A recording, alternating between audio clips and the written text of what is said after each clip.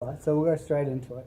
Coastal revegetation, coastal stabilisation and dune erosion control. We sort of put all these specifics into one type of topic or theme because they all really interrelate. Yep. And at forums, stakeholders identified a lot of mortality on coastal dune reveg. You plant a whole lot and you might brush in between or things like that, but you can sometimes only get 20% survival.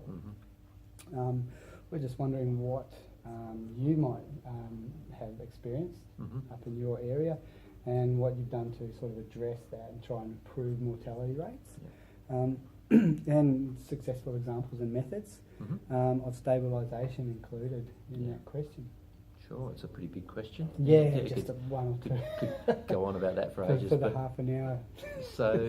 So first up, yes, we have experienced this particular problem up in the Northern Agricultural region.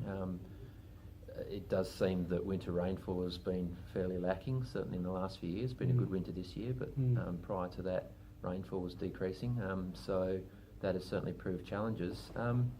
Historically, I think a lot of the re-veg that we've done in our area has been using let's say, cheap and available seedlings. So we've tended to source seedlings from Perth-based or nearby, Perth nearby nurseries.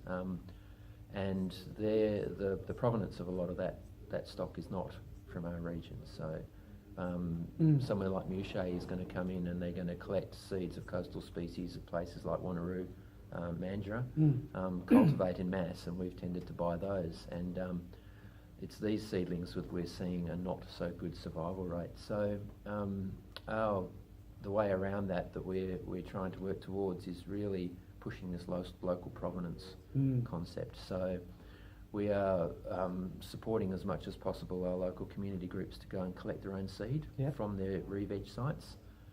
That seed then goes to a commercial nursery to grow out, preferably in the northern area, so it's subject to some of the warmer conditions. And we plant those out. Now those seedlings are a little bit more expensive than what we've previously accessed, so obviously we have to accept the fact that fewer plants are going in, but we are starting to see some higher survival rates. So that's one of our strategies to try and mitigate this high mortality rate. Another one is to put a little bit more effort into post-planting watering. It hasn't necessarily happened a lot in the past. And one of the benefits of a winter planting time is that you've got a lot of volunteer fire services kicking around without much to do. So we've taken training. So we've taken to approaching these guys and just sort of offering them, either they do it for free or we can offer a bit of a donation if you guys can come around and do a bit of post-planting watering for us. So. And that's in those sort of peak summer period, that first summer period? Or yeah, certainly early summer. Often in the case of the winters we've been having further north is that often late winter has been pretty dry as well. So we've just, we keep a bit of an eye on the weather, and if we've identified someone to go and do some watering for us, we just jump on the phone and say, would you mind? Great. Yeah, we've gone around the site, we've shown them where the plants are, so that's worked quite successfully in Dongra and in Cape Burney, so we're looking to expand that a bit more. Speaking of blaming us, yesterday you mentioned that we were taking all your spinifex. You fessed up to that.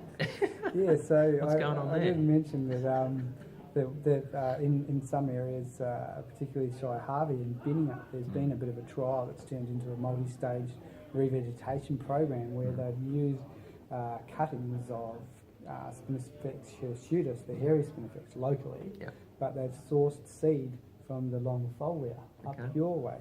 Right. What was the rationale for getting it up from your way? Yeah. Well, the seed apparently isn't as viable down here. It'll grow and it'll spread from its canes or just natural spread. Yeah. But the seed down here is apparently there's only a very small percentage that is actually viable. Interesting. Whereas up your way in the warmer climate, this is Mark Kennedy, who's sort of done these trials over a long period and anecdotally seen that these seed heads from your way have been way more successful. Okay. Yeah, well, I can certainly confirm that because we have no problem getting it germinating. So you use Spinifex a lot in those sort of... We do, and germinated from seed. There's an interesting trick there. Obviously, there's separate male and female plants, and we've got predominantly southerly winds. So what you do is you pick the seed that has a big healthy male plant just to the south of it because they've been pollinated. Okay, so you actually look for those pairs of plants, and when you've got a good cluster of male flowers just to the south of a big cluster of females, then you grab those seed. Okay, and that works really well. That might be part of the problem. Could be. There's just not that sort of... okay.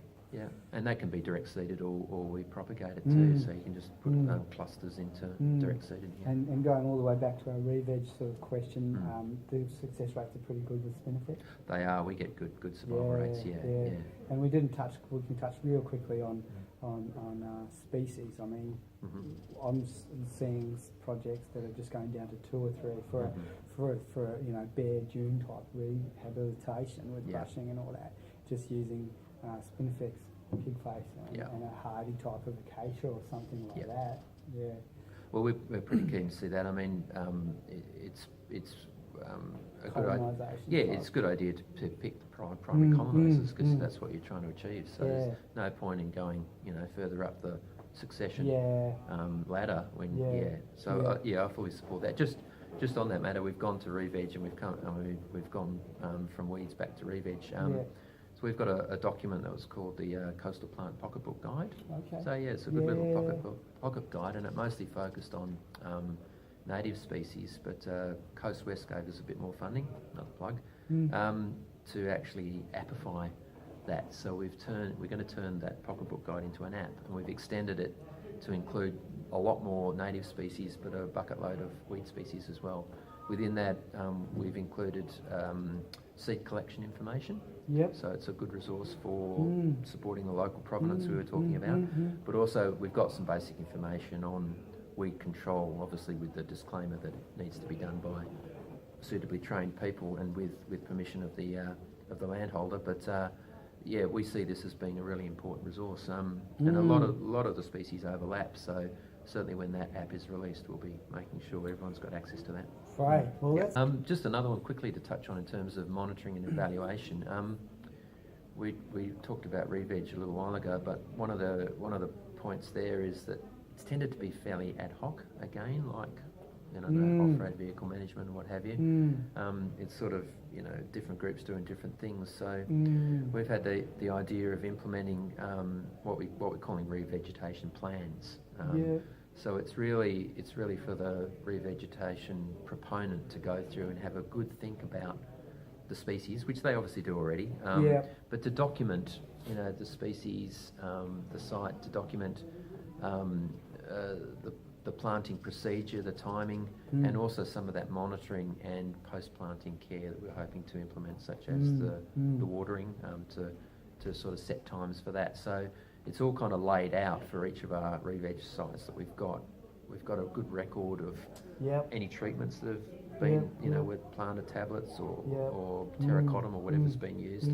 So we can start keeping a much better track of what treatments have been used and what's working, what's not. No, that's great. Did you hear yesterday when I was speaking about the coastal assessment form that community groups were doing down in Margaret River after their fires, and they've been using that as a really good way of evaluating their current condition, or even when they're starting out, and going, okay, well, this is an area that has 10% weeds, 20% weeds, and then grading it on a scale, and then that is also put into the GIS of a local government or catchment group, and it works into their planning as well. And then obviously, if they do a project 2 years down the track or so, or follow up, they can reassess it and hopefully improve those grades. Let's put those together. I think that's ideal. I really do. Yep, sure. Well, I'll share that across. And we'll ditto with the re-veg plans, or we're just developing the template at the moment. So there's some bubbles being popped there. They are indeed.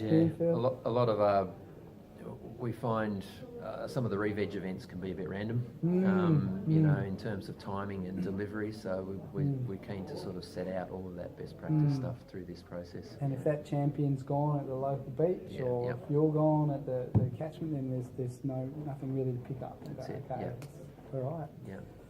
Awesome. Legacy planning. Pardon? Legacy planning. Yes. Successional planning.